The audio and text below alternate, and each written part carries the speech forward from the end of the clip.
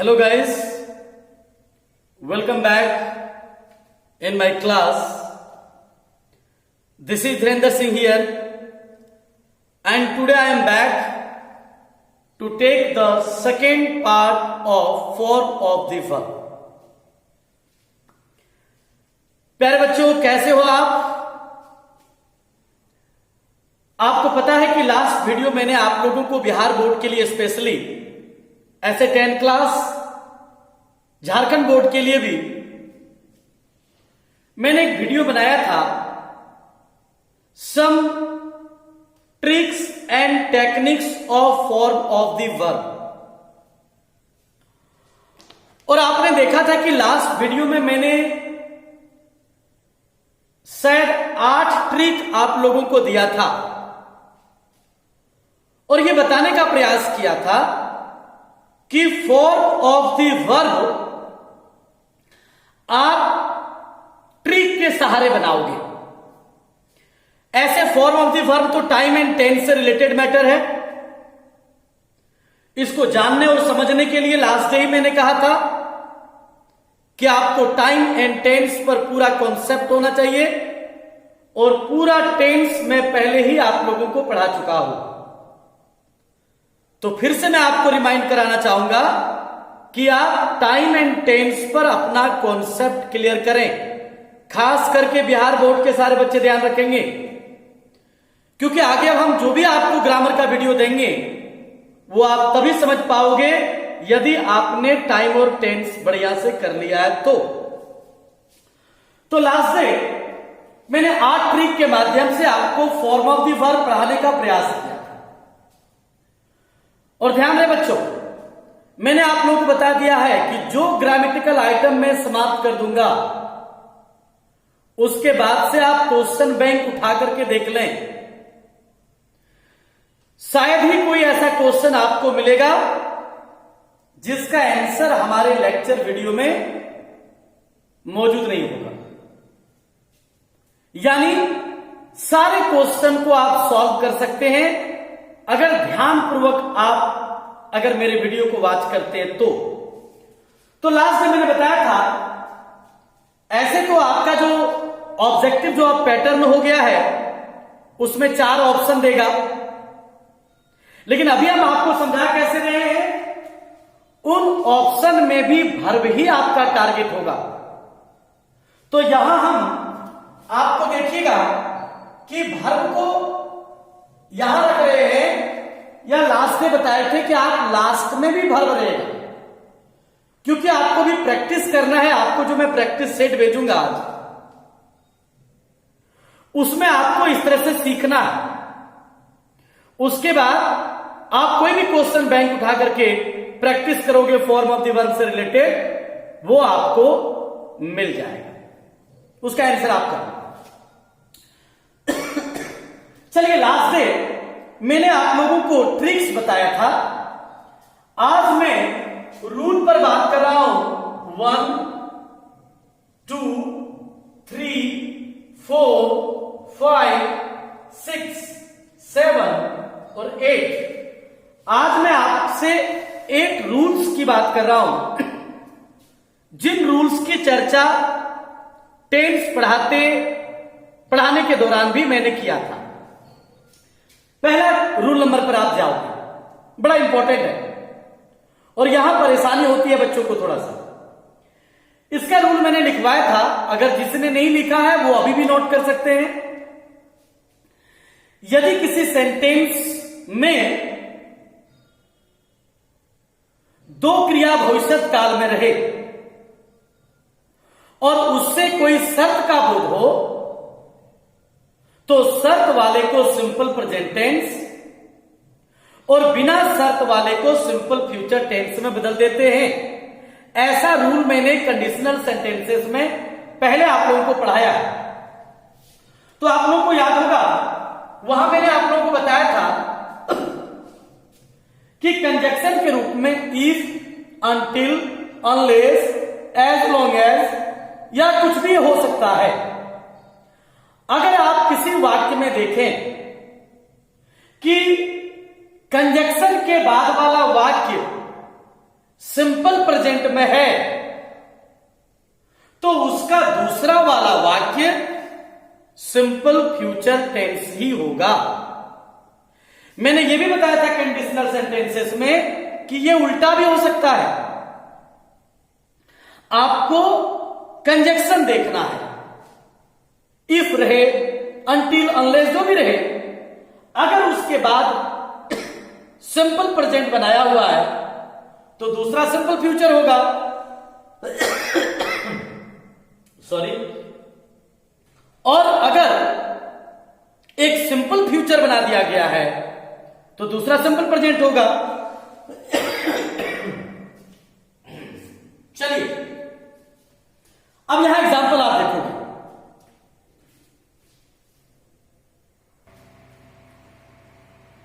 तो आप एग्जांपल देखोगे, यहां देखिएगा इफ लगा हुआ है और दो वर्ब ब्रैकेट में है, तो आपको पता है आंसर में क्या करोगे, कंजक्शन के बाद वाला सिंपल प्रेजेंट और उसके बाद वाला सिंपल फ्यूचर।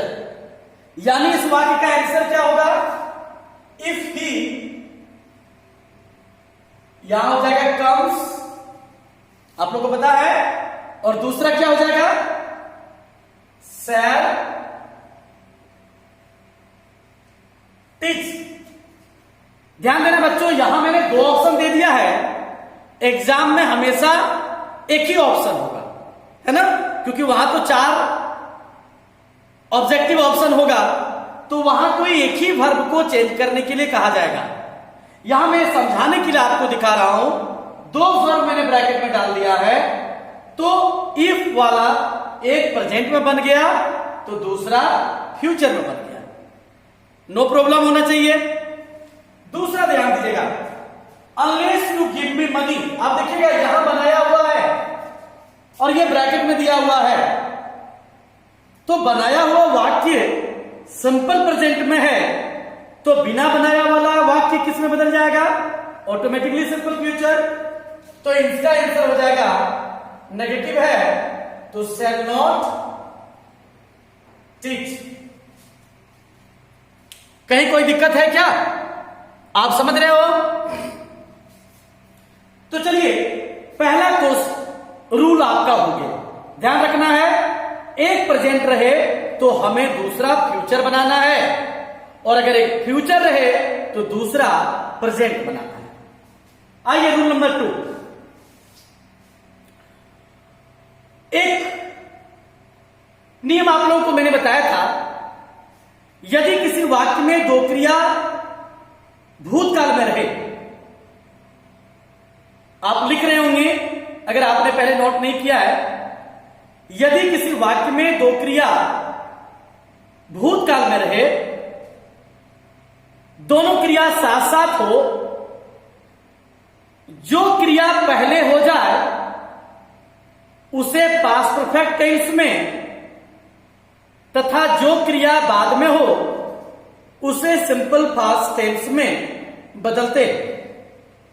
जैसा कि मैंने बताया था, डॉक्टर आने के पहले रोगी मर चुका था या डॉक्टर आने के बाद रोगी मरा, वो तो हिंदी ट्रांसलेशन में हम लोग बना रहे थे।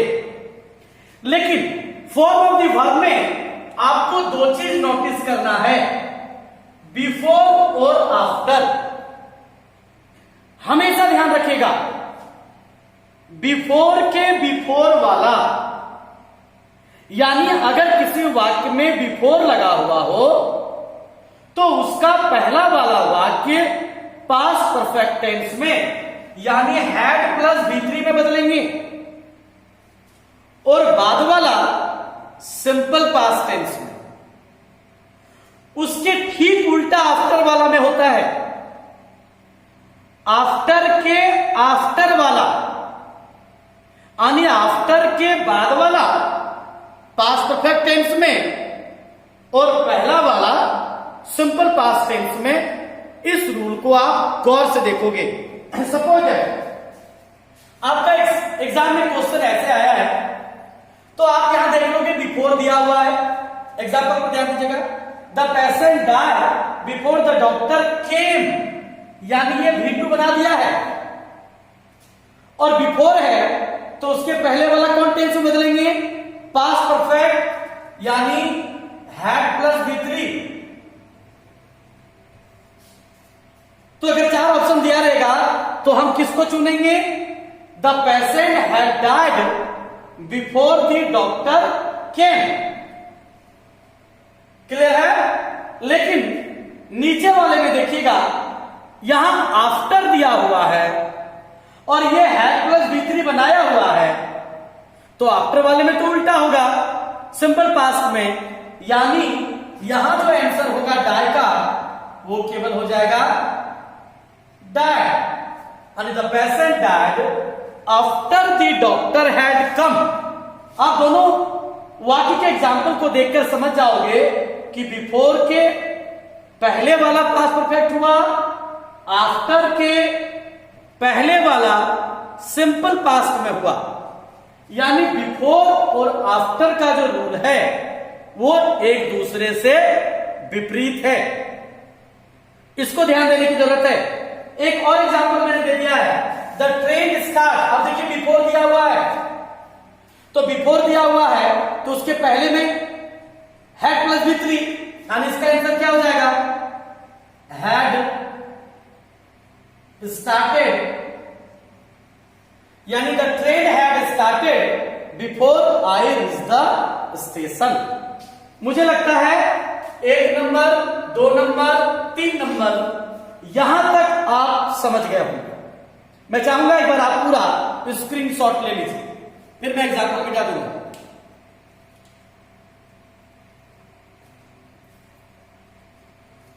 चलिए, थैंक यू, आपने स्क्रीनशॉट ले लिया। मैं आगे बढ़ रहा हूं, बहुत सारा डिस्कशन है अभी। कोई दिक्कत नहीं होनी चाहिए। बार बार आप मेरी वीडियो को रिपीट करके ग्रामटिकल आइटम को देखें। अगर आपको समझने में थोड़ी सी भी परेशानी हो तो। Is that clear? नेक्स्ट,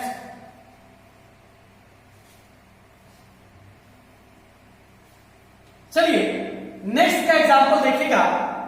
और नेक्स्ट का एग्जांपल जानने के पहले, ये मैंने पहले आपको नहीं बताया था, आप कॉपी में नोट करेंगे, ध्यान रखें, नोट कीजिए प्लीज। यदि किसी वाक्य से ऐसी इच्छा या अभिलाषा का बोध हो जिसकी पूर्ति संभव नहीं,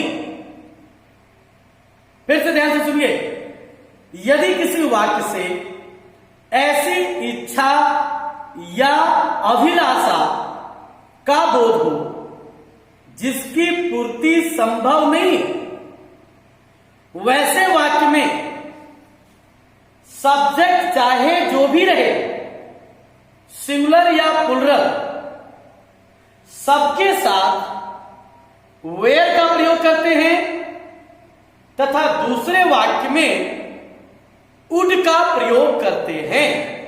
जैसे यदि मैं चिड़िया होता तो आकाश में उड़ता। ध्यान में बच्चों, यदि मैं चिड़िया होता तो आकाश में उड़ता। मैं तो चिड़िया हो नहीं सकती हूं, ऐसी इच्छा है जो कभी पूरा नहीं हो सकता है। ऐसे वाक्य में क्या करना है, इस या काश में, यहां काश में चिड़िया होता, काश में डॉक्टर होता, काश में भारत का प्रधानमंत्री होता, इस प्रकार से वाक्य। तो ऐसे वाक्य में इफ या आई विश, ध्यान रहे वाक्य के शुरू में या तो इफ रहेगा या आई विश रहेगा। मैंने क्या कहा, सब्जेक्ट चाहे जो भी हो, सबके साथ मैं चिड़िया होता, यानी आई वेयर ये वर्ड। ध्यान रहे बच्चों, आई के साथ हेल्पिंग वर्ब पास्ट में वाज लगता है। आई वाज ए स्टूडेंट, आई के साथ वेयर कभी नहीं लगता है। लेकिन ऐसे वाक्य में जहां इच्छा की पूर्ति संभव नहीं है, सब्जेक्ट चाहे जो भी हो, सबके साथ वेयर तो आकाश में उड़ता, यानी मैं उड़ता। दूसरे वाक्य में मैंने कहा उड़ का प्रयोग करिए, I would fly in the sky. ये हो गया ट्रांसलेशन मोड से। अब अगर फॉर्म ऑफ द वर्ब में पूछा जाएगा तो इसको आप कैसे बनाओगे, ध्यान रहे। अगर एग्जांपल रहे I wish I be a doctor, ध्यान रहे। अब जैसे आप आई विश या इफ देखोगे, अब एक चीज बी के बारे में यहां जानना बच्चों, देखो यहां मैंने ध्यान दिया है, अगर कहीं भी वर्ब के रूप में फॉर्म ऑफ द वर्ब में बी रहे, ध्यान रखिएगा, रूल नंबर 4 ध्यान देना है। यदि किसी भी वाक्य में वर्ब के रूप में बी रहे तो उसे हम is am are, was were या कहीं कहीं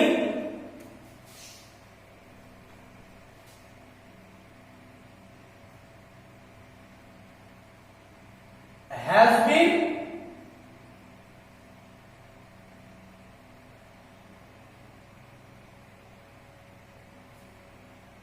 सॉरी, अच्छा चलिए ध्यान में हैज बीन और हैव बीन बहुत कम होगा, आपको जनरली याद रखना है। अगर कहीं भी बी रहे तो उसे हम is am are, was were में बदल देंगे, ध्यान रहे।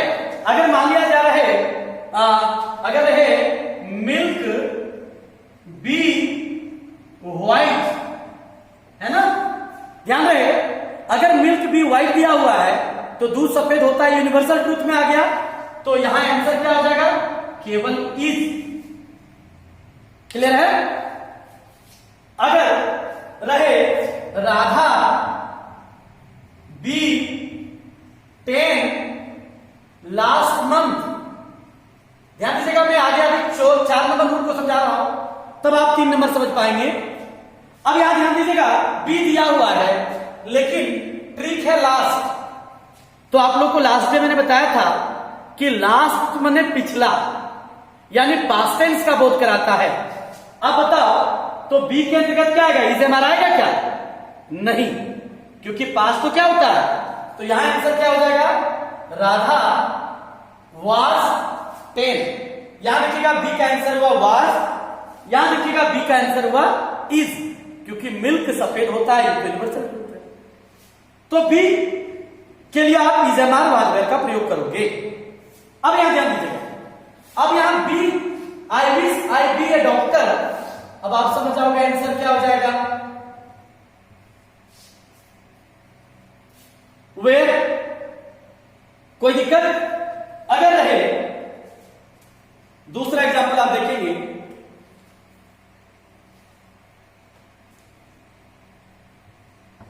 If he were a doctor ही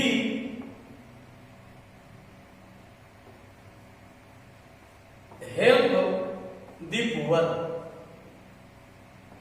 ध्यान में बच्चों, ये हेल्प यहां भी रह सकता है, लास्ट में मैंने ऐसे एग्जांपल में बताया था, यहां नहीं वहां नहीं, कहीं कोई फर्क नहीं पड़ता, वर्ब हमें देखना है।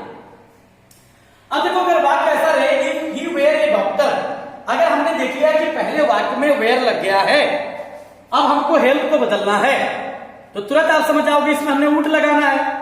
तो यहां आंसर क्या हो जाएगा,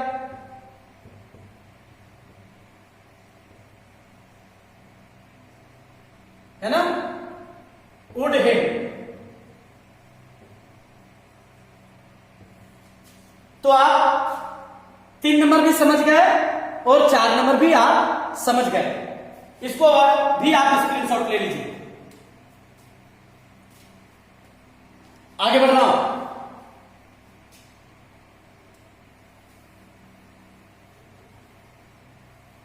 आप बार बार वीडियो को रिपीट करके देखोगे, आपको समझ में आएगा।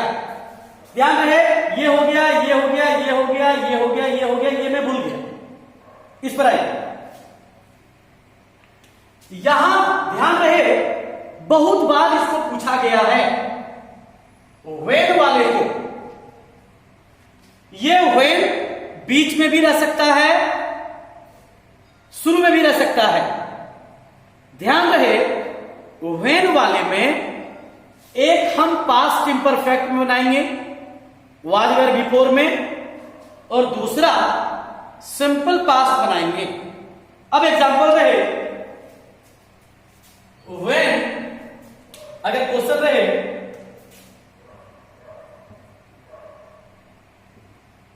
When he came to my house I watch television. अब ध्यान दीजिएगा व्हेन यहां शुरू में दे दिया गया है। मैंने क्या कहा, शुरू में रहे या बीच में रहे। व्हेन के बाद वाला सिंपल पास्ट में होगा और उसके बाद वाला जो बच जाएगा पास्ट इंपरफेक्ट में। यानी ध्यान रहे अगर व्हेन वाला एग्जाम में दिया हुआ है और पास्ट इंपरफेक्ट बना दिया गया है तो हमको सिंपल पास्ट में बनाना है। सिंपल पास्ट अगर बना दिया गया है तो पास्ट इंपरफेक्ट में बनाना है। जैसे यहां सिंपल पास्ट बना दिया गया है तो हमारा आंसर अब क्या हो जाएगा, वॉचिंग। तो यहां क्या हो जाएगा, वॉच वॉचिंग। यानी जब वह मेरे घर आया मैं टीवी देख रहा था। कोई दिक्कत?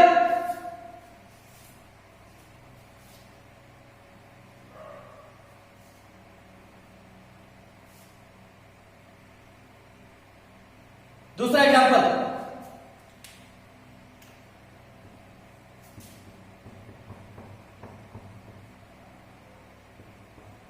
Children sleep when I return from the office। ध्यान दीजिएगा यहां when दिया हुआ है और एक सिंपल पास्ट बनाया हुआ है तो दूसरा क्या बन जाएगा, were sleeping। यानी जब मैं ऑफिस से लौटा बच्चे सो रहे थे। तो मेरे ख्याल से आप इसको भी समझ गए। तो 1 नंबर 2 नंबर 3 नंबर 4 नंबर, यहां तक कहीं कोई दिक्कत नहीं, ये सारे रूल की बात है। चलिए इसको भी आप नोट कर लीजिए फिर मैं आगे बढ़ूंगा। चलिए स्क्रीनशॉट ले लिया, अब मैं मिटा रहा हूं।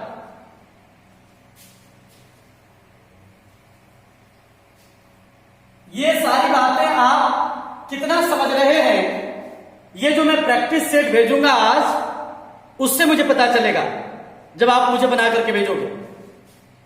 ध्यान रहे कोई भी बच्चे किसी भी बोर्ड के हों, आप अपने लर्निंग को इंप्रूव करने के लिए बना सकते हैं प्रैक्टिस सेट। ग्रामर किसी भी बोर्ड के लिए नहीं होता है, ग्रामर सबके लिए होता है। चलिए अब आ जाइए यहां, ध्यान दीजिए। यदि किसी वर्ब से पहले टू के अलावा कोई अन्य प्रीपोजिशन हो, टू को छोड़कर कोई भी प्रीपोजिशन हो, याद रखना है हो तो वर्ब को भी फोर बना देते हैं। जैसे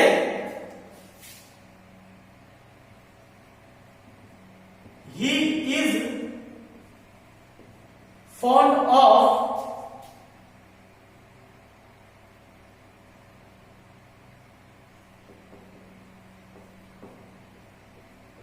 ध्यान दीजिएगा। दूसरा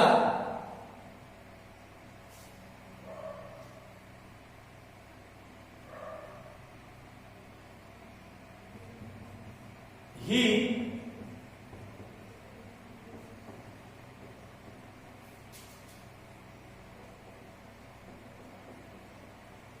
तीसरा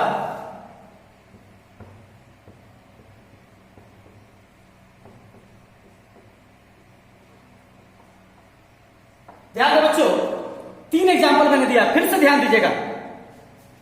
हमेशा ये पहले भी आप जान रहे हैं कि टू के बाद वर्ब का पहला रूप होता है, लेकिन टू के अलावा कोई भी प्रीपोजिशन आ जाए वर्ब के पहले, तो उस वर्ब में हम आईएनजी जोड़ देंगे, यानी उसको बिफोर बना देंगे। जैसे यहां देखिएगा ऑफ के बाद सिंग है, तो आंसर क्या हो जाएगा? सिंगिंग। कोई हेल्पिंग वर्ब नहीं लगाना है। यहां है प्रीपोजिशन ऑन, ऑन के बाद है वर्ब, तो आंसर क्या हो जाएगा? डांस का डांसिंग। अब देखिएगा यहां वर्ब के पहले टू है, यहां वर्ब के पहले एक जगह ऑफ था, ऑन था, तो हमने वर्ब को बिफोर बना दिया। लेकिन यहां वर्ब के पहले टू है, तो टू के बाद बी वर्ब। तो ये अगर इस प्रकार से अगर आए तो यहां मीट में कोई चेंज नहीं। यानी सी वांटेड टू मीट मी, वह मुझसे मिलना चाहती थी। He kept on dancing on the stage, वह मंच पर नाचती रही। He is fond of singing a song, उसे गाना गाने का शौक है, यानी वो गाना गाने के शौक है। तो 5 नंबर रूल भी आप समझ। फिर एक चीज ध्यान दीजिएगा, अगर कहीं भी वुड यू माइंड, इस वर्ड पर आप गौर कीजिएगा। अगर कहीं भी माइंड वर्ड रहे और उसके बाद अगर वर्ब चेंज करना हो तो बिफोर ही आए। जैसे एग्जाम्पल अगर रहे वुड यू माइंड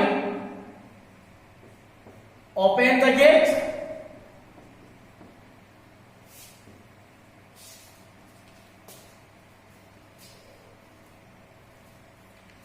इसको आपको लिखेंगे।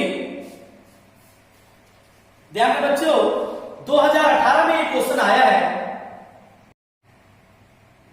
वुड यू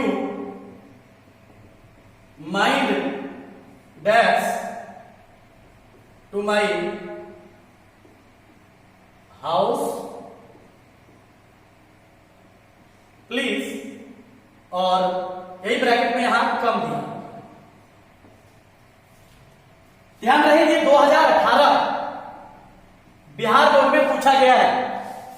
तो माइंड जैसे ही हम देखेंगे उसके बाद वाले वर्ब को हम आईएनजी लगा देंगे, यानी आईएनजी वाला ऑप्शन हमें टिक लगाना है।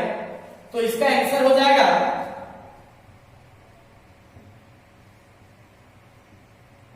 ओपनिंग, और इसका हो जाएगा कमिंग। याद होगा इम्परफेक्ट टेंस बताते वक्त मैंने बताया था, यदि किसी वर्ब के बाद ई लगा रहे तो आईएनजी लगाते वक्त ई को हटाकर उसमें आईएनजी जोड़ा जाता है। पहले के वीडियो में बहुत सारी चीजें बताया हुआ है, आप जरूर बात करें। तो मेरे ख्याल से आप 6 नंबर रूल भी समझ गए। चलिए इसको भी आप एक बार स्क्रीनशॉट ले लीजिए, फिर मैं मिटा दूंगा। नेक्स्ट,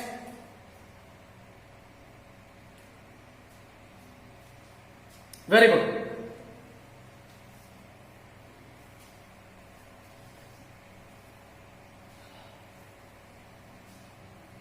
ध्यान रहे, अगर वाक्य की शुरुआत वर्ब से हो यानी सब्जेक्ट वर्ब रहे तो प्रायः बिफोर का प्रयोग करते हैं।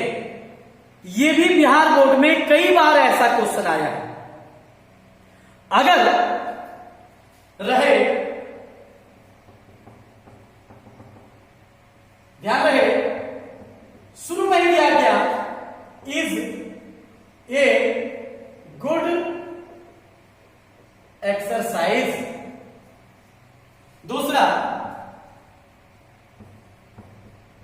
Play cricket is useful to health.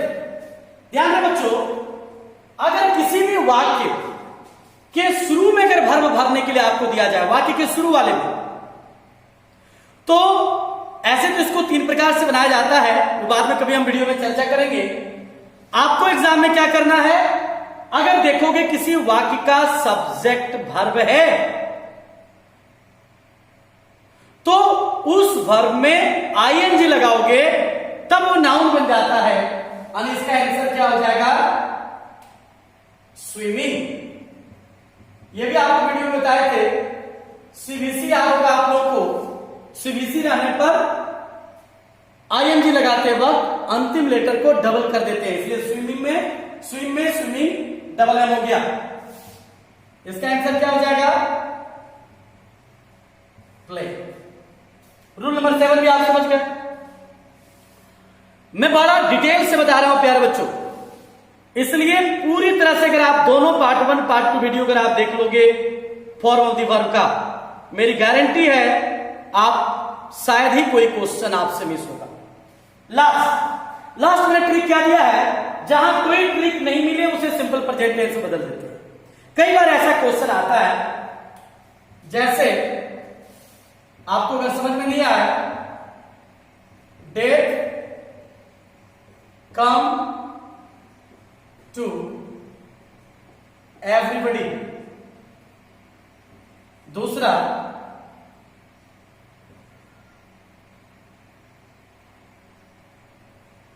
Water freeze, या इस तरह लिखिए जैसे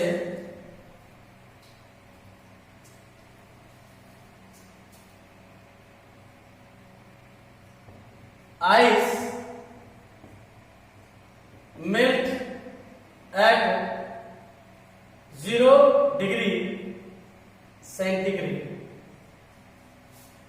तो अब यहां देख रहे हो कि death come to everybody, ice melt at 0 degree centigrade. यानी आपको कोई ऑप्शन नहीं मिल, कोई ट्रिक नहीं मिल रहा है टाइम वाला। तो ये सारे यूनिवर्सल ट्रूथ होते हैं, है ना। जैसे आपको यहां बताए थे, the sun rise in the east. अब कोई ट्रिक नहीं है, तो जितना भी कोई ट्रिक नहीं है, समझ लीजिए सबको आपको सिंपल प्रेजेंट यानी सब में एस लगा देना है। डेट कम्स टू एवरीबडी, मृत्यु सबों को आती है। Ice melts at 0 degree centigrade, बर्फ 0 डिग्री सेंटीग्रेड में पिघलता है। 10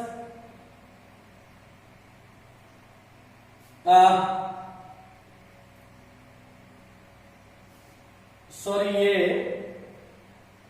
आइस मेल्ट, हाँ ठीक है, नहीं आइस मेल्ट नहीं, आइस फ्रीज या वाटर कर देते, वाटर फ्रीजेस, तो यहां दे देंगे फ्रीजेस। अब समझ गए, यहां दे देंगे राइजेस। तो इस प्रकार आप देखोगे बच्चों कि जहां कोई ट्रिक नहीं रहे उसमें हम एस लगा देंगे। तो आप अगर ये सारे अब इसका मैं आपको सेट देता हूं।